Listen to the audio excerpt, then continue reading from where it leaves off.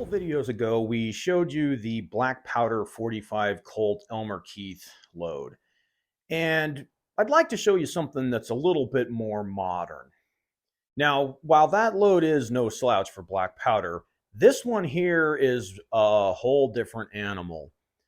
Now, I typically have a lackadaisical attitude when it comes to black powder or black powder cartridge because you really can't get into any trouble. You're just not going to overload a cartridge enough to have any kind of serious problem. That is not the case with what I'm about to tell you right now. This has the potential to completely destroy your firearm depending on the firearm that you're using. These rounds cannot be fired in anything safely other than a Ruger Blackhawk, a Ruger Red Hawk, maybe an old Vaquero, and a Marlin 1894. No 1866, no 1873, no single action army of any kind of Italian remake. Even people say even the original Colts aren't strong enough, but Elmer used his all the time. But the point is, this is serious shit. Do not run these in anything other than Ruger Blackhawk, Red Hawk, Old Vaquero, or 1894 Marlin lever actions. They will make your other guns come apart in a way you don't want to. With that being said, I do have to put this disclaimer out. This is not load data and therefore should not be treated as such. This is just some guy around in his garage. If you find any of the content of this video disturbing, concerning, or dangerous, then by all means, don't try it. So, these are 23 grains of H110 with a 300 grain lead flat point with a gas check. That's it. And these things are about the 44 mag equivalent of 45 Colt. Now, one of the things I really like about 45 Colt, I shoot a lot of 45 Colt and I own a lot of firearms in 45 Colt. And the reason why I like it so much is it's very, very versatile. You could make the gallery loads like we showed you, or you could load it up like these here, which are the exact opposite of what you would call a gallery load. So again, the most important part, you cannot run these in just any 45 Colt firearm. You can't get your Uberti 1873 Cattleman out and put these through it. You get one round through it probably, and that'll be it. It'll all be over after that. Trust me, you don't want to do it. Now, let me just be clear.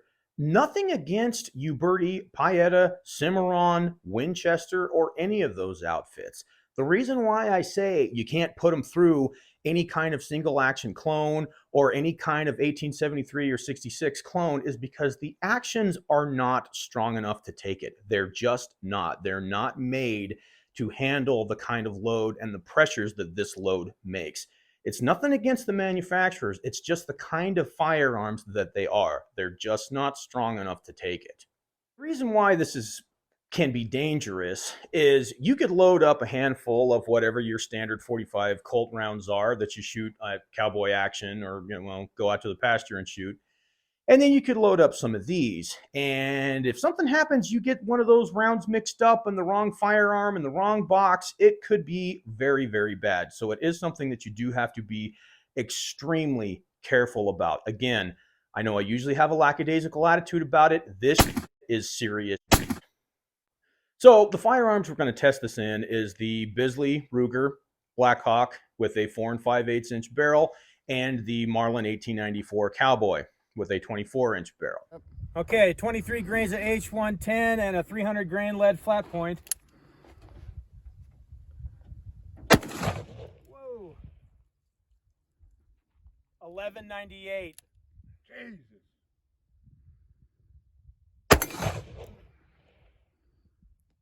1192.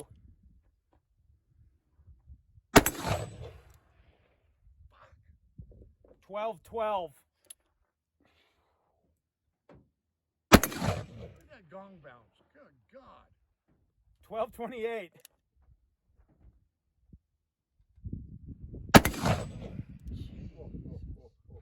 1212.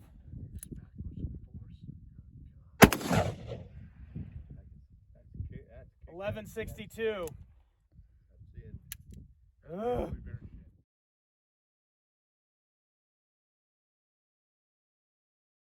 This is 45 Colt with 23 grains of H110 and a 300 grain lead flat point.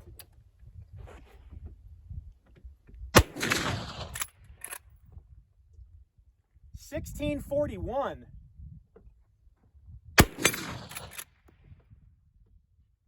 $16.38.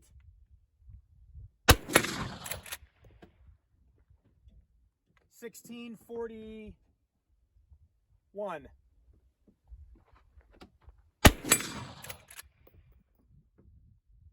$16.29.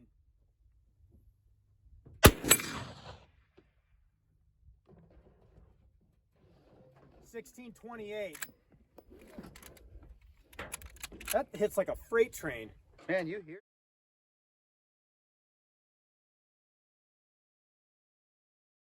So as you can see, those things really mean business. I mean, even through that short barreled Ruger, I mean, 1,200 feet per second is pretty serious, especially with a 300 grain bullet.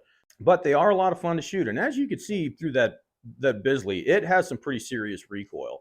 One of the reasons why I like Ruger firearms for heavy loads like these is the shape of the grip. As much as I love Smith & Wessons, which I do, I don't care for the Model 29 because the grip style just hammers my hand right here. I mean, I just don't like to shoot those 44 mags through those things because it takes the fun right out of it. Sorry to sound like a wimp, but I just don't dig it. I would much rather shoot it through my Blackhawk. So that's just my opinion. I've used this load for a lot of years now, probably a good 10 years. And I've used it for all kinds of stuff. Mostly if you just want to shoot some 45 Colt that has some oomph behind it. But I have shot coyotes with it, and it works like a charm. It knocks them dead, I tell you what. And it probably would work for just about anything else that you'd find out there in the bush, you know, within reason.